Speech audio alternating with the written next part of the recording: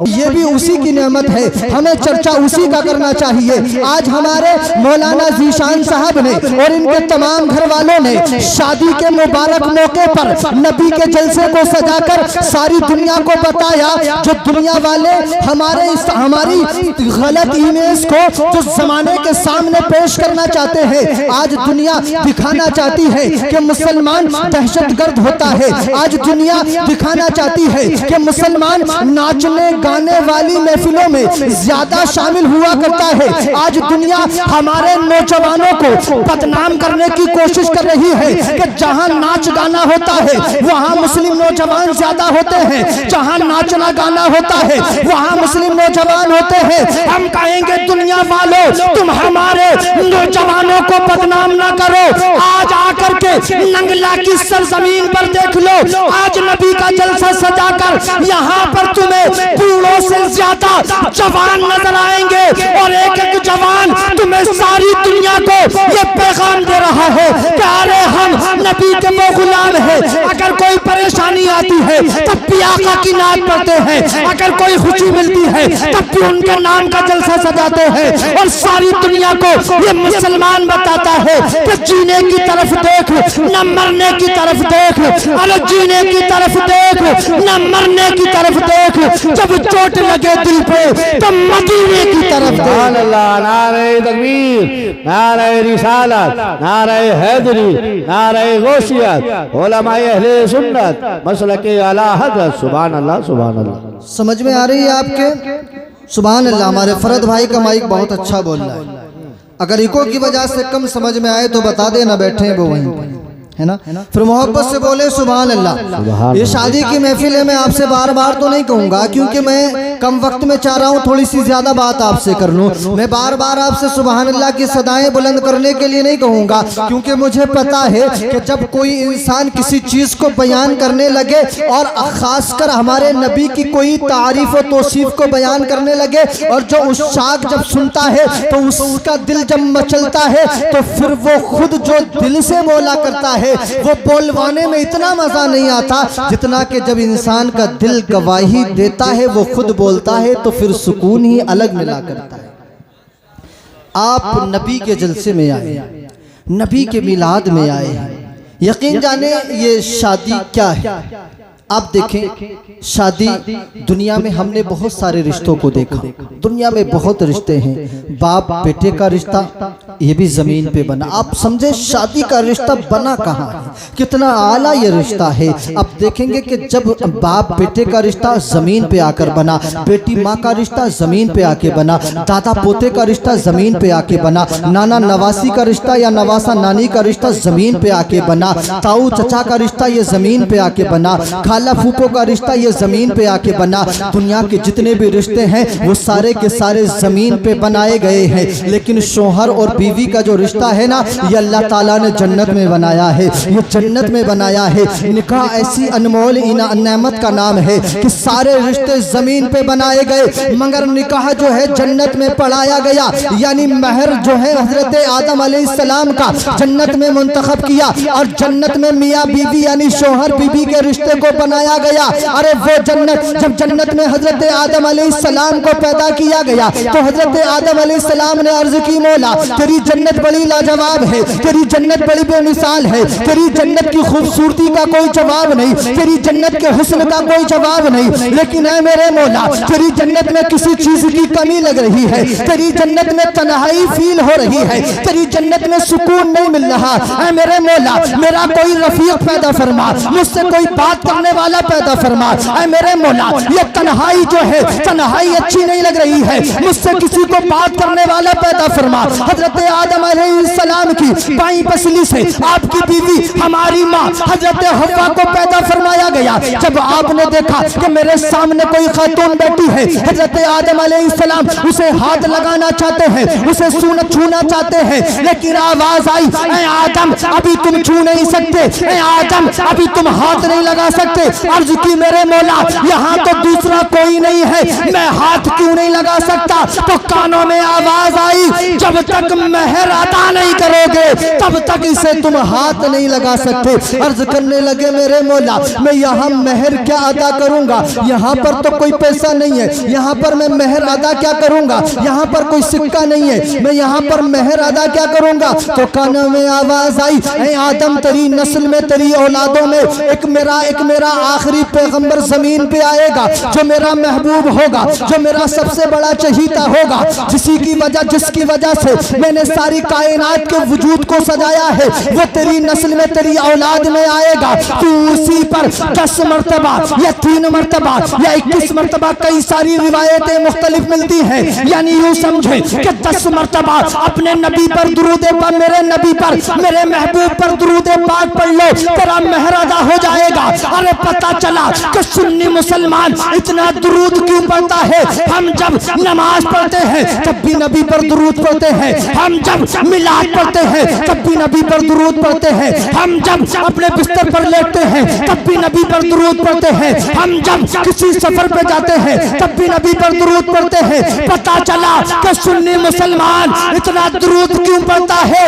ارے وجہ یہ ہے کہ درود پڑھنا ہمیں کسی اور نے نہیں سکھایا، بلکہ درود پڑھنا ہمیں ہمارے باپ آدم علیہ السلام نے سکھایا ہے۔ واہ بھائی واہ، نعرہ تکبیر، نعرہ رسالت، نعرہ حیدری، نعرہ غوثیت، علماء اہل سنت مسلک اعلی حضرت، سبحان اللہ سبحان اللہ۔ بہت اچھے بھائی، کیا بات ہے۔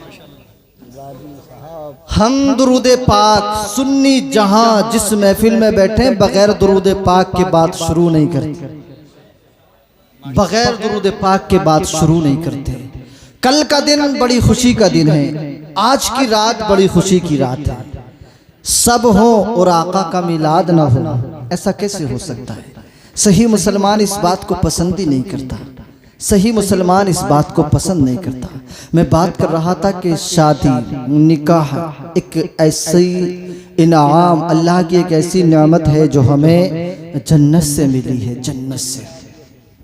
اور عبادت جو جتنی لمبی ہوتی ہے نا ثواب اس کا اتنا ہی دیا جاتا ہے نا، ثواب اس کا اتنا ہی دیا جائے گا۔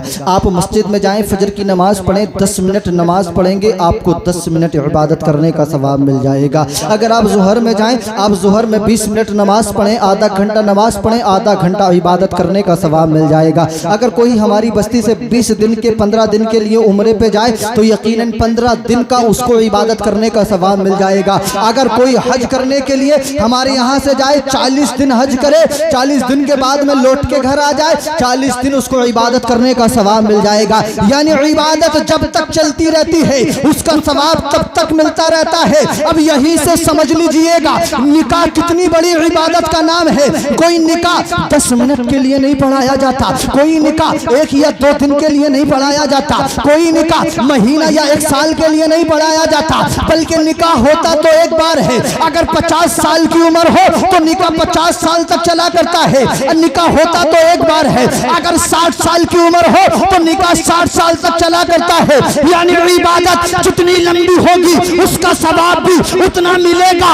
یہ نکاح اتنی بڑی عبادت کا نام ہے کہ یہ ایک بار پڑھائی جاتی ہے، اور یہ 1 سال نہیں بلکہ یہ ساری زندگی چلا کرتا ہے۔ اور جب ساری زندگی یہ نکاح رہتا ہے تو ہم لیٹتے ہیں لیکن ہمیں ثواب ملتا رہتا ہے، ہم سوتے ہیں ہمیں نیکیاں ملتی رہتی ہیں، ہم سفر پہ ہوتے ہیں ہمیں ثواب ملتا رہتا ہے، ہم بستر پہ لیٹے رہتے ہیں مگر اس عبادت کا ثواب ملتا رہتا ہے۔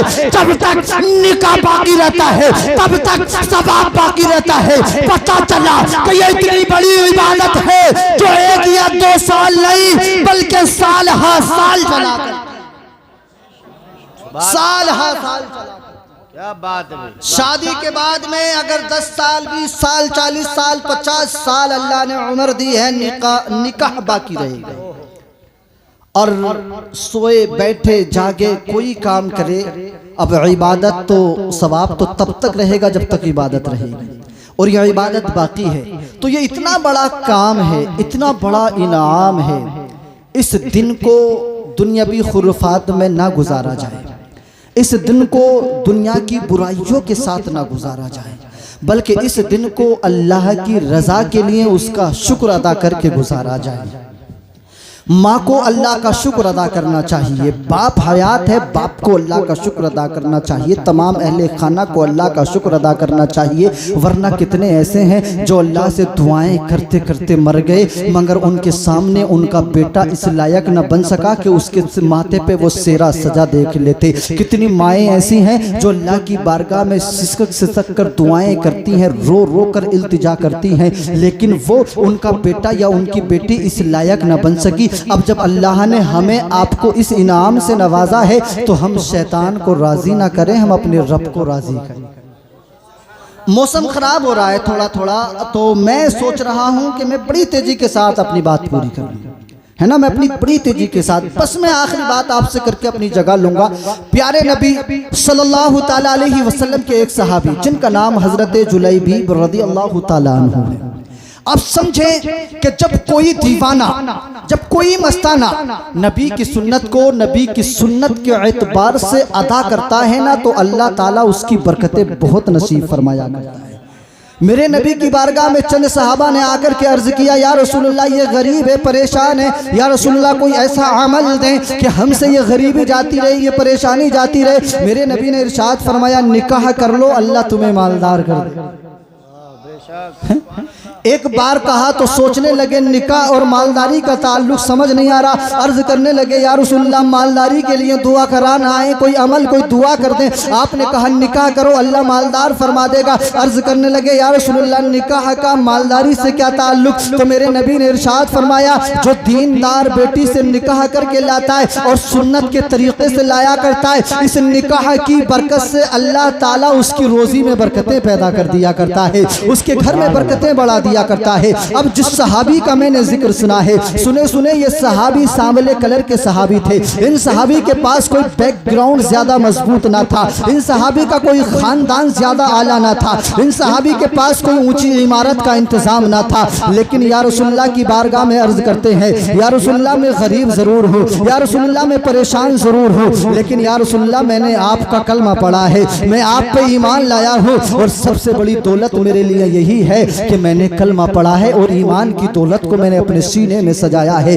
میرے آقا نے ارشاد فرمایا، کہا اے میرے صحابی کیا تم شادی کرو گے؟ عرض کرنے لگے یا رسول اللہ میں دیکھنے میں سانولا ہوں، کوئی بیک گراؤنڈ مضبوط نہیں ہے، میرا کوئی خاندان اعلیٰ نہیں ہے، مجھے کون اپنی بیٹی دے گا، مجھے کون اپنی بیٹی دے گا؟ میرے آقا نے ارشاد فرمایا تم بتاؤ کرو گے؟ عرض کرنے لگے یا رسول اللہ کوئی بیٹی دے گا تو میں کر لوں گا۔ میرے نبی نے ارشاد فرمایا جاؤ فلاں محلے میں جاؤ، ایک انصاری صحابی اس محلے میں رہا کرتے ہیں، ان کی بڑی حسین و جمیل ایک بیٹی ہے۔ آپ نے کہا، میرے نبی نے کہا کہ جاؤ ان کے گھر جا کر کے سلام عرض کرنا، میرا سلام پیش کرنا اور کہنا کہ نبی نے مجھے بھیجا ہے، اپنی بیٹی کا نکاح میرے ساتھ کر دیجئے گا۔ میں بڑی تیزی کے ساتھ تیز الفاظوں کے ساتھ میں اپنی بات کو مکمل کر رہا ہوں۔ حضرت جلیبیب رضی اللہ تعالیٰ عنہ پیارے نبی کے پیارے صحابی، دیکھنے میں بھی سانولے کلر کے ہیں، بیک گراؤنڈ بھی کوئی زیادہ مضبوط نہیں، فقط ہاں اگر ناز تھا تو اس بات پر ناز تھا کہ میرے سینے میں آقا کی محبت موجود ہے،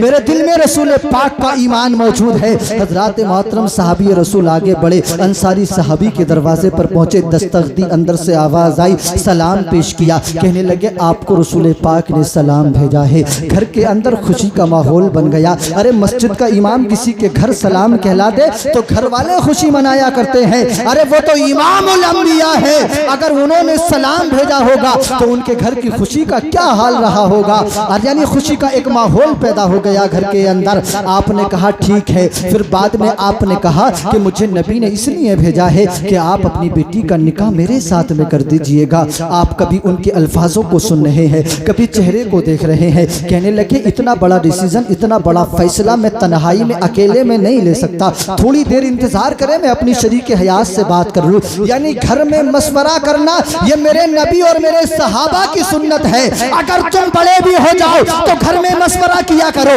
اگر تم مالدار بھی ہو جاؤ تو گھر میں مشورہ کیا کرو۔ ارے مالداری کی بنیاد پر کوئی بڑا نہیں بنتا، بڑے ہونے کی بنیاد پر کوئی بڑا نہیں بنتا، کیونکہ اگر بڑا ہونا ہوتا تو میرے نبی سے بڑا دنیا میں کوئی نہیں ہے، لیکن میرے نبی نے مشورہ کر کے بتا دیا کہ مشورے میں ہمیشہ خیر ہے۔ جب بھی کوئی کام کیا کرو تو اپنے گھر کے لوگوں میں بیٹھ کر مشورہ کیا کرو، یقیناً اس کا کوئی نہ کوئی اچھا حل ضرور نکل آئے۔ حاجی جی صاحب بیٹھے ہوئے ہیں، بہت اچھا کلام لکھتے ہیں، اللہ تعالیٰ ان کی عمر میں بے پناہ برکت ہے نا۔ آپ دیکھیں تو میں کہہ رہا تھا کہ مشورے میں خیر ہے، اور جب مشورہ کیا جاتا ہے نا تو مشورہ ہوا، اندر گئے، اندر اپنی بیوی سے جانے کے بعد میں کہا باہر نبی پاک کے ایک صحابی موجود ہے جو اپنی بیٹی کے نکاح کے لیے آئے ہیں، آپ کی کیا منشا، آپ کی کیا تمنا، آپ کی کیا خواہش ہے؟ بیوی نے دیکھا تو بیوی نے کہا نہیں، میں اپنی بیٹی کا ہاتھ ان کے ہاتھ میں نہیں دے سکتی، کیونکہ آج تو خاندان کو اتنا نہیں دیکھا جا رہا، اس وقت میں خاندان، اب سے کچھ پہلے بھی خاندان، یہاں تک کہ دادی نانی تک کا خاندان دیکھا جاتا ہے کہ دادی کہاں کی ہے، نانی کہاں کی ہے، کیسا معاملہ رہا ہے، بیک گراؤنڈ پورا دیکھا جاتا ہے۔ آج کل تو اونچی عمارت کو دیکھ کر رشتہ ہو جایا کرتا ہے، آج کل تو خوبصورتی کو دیکھ کر رشتہ ہو جایا کرتا ہے۔ میرے آقا نے ارشاد فرمایا خوبصورتی بھی الگ ہے، مالداری بھی الگ ہے، دینداری بھی الگ ہے، حسب اور نسب بھی الگ ہے، لیکن اس سب میں اگر ترجیح دینا ہو تو پھر دینداری کو ترجیح دو۔ میرے نبی نے ارشاد فرمایا دیندار بیٹی دیکھ کر کے رشتہ کرو، نکاح کرو۔ حضرات محترم، جب ماں نے اور باپ نے مشورہ کر لیا کہ ہم منع کر دیں گے، لیکن یہ جو بیٹی ہے نا، بیٹی یہ کنیز فاطمہ ہے، اس نے جب یہ سنا نا تو اپنی ماں کے پاس آئی، آنے کے بعد میں عرض کی امی جان بات کیا ہے؟ تو ماں نے کہا میرے لال یہ جو سامنے شخص آپ دیکھ رہی ہے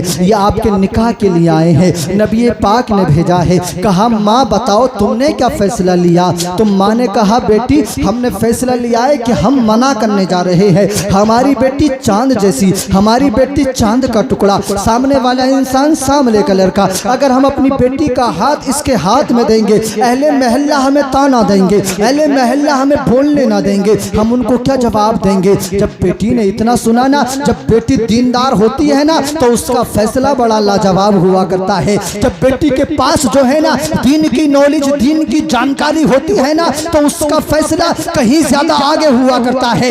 بیٹی نے جواب دیا ماں سنو سنو، اگر آنے والا ساملا ہے تو کیا ہوا، اگر آنے والا اس کا خاندان زیادہ اعلیٰ نہیں ہے تو کیا ہوا، لیکن ماں تم نے آنے والے کو دیکھ لیا، تم نے بھیجنے والے کو نہیں دیکھا، تم نے آنے والے کو دیکھ لیا، تم نے بھیجنے والے کو نہیں دیکھا۔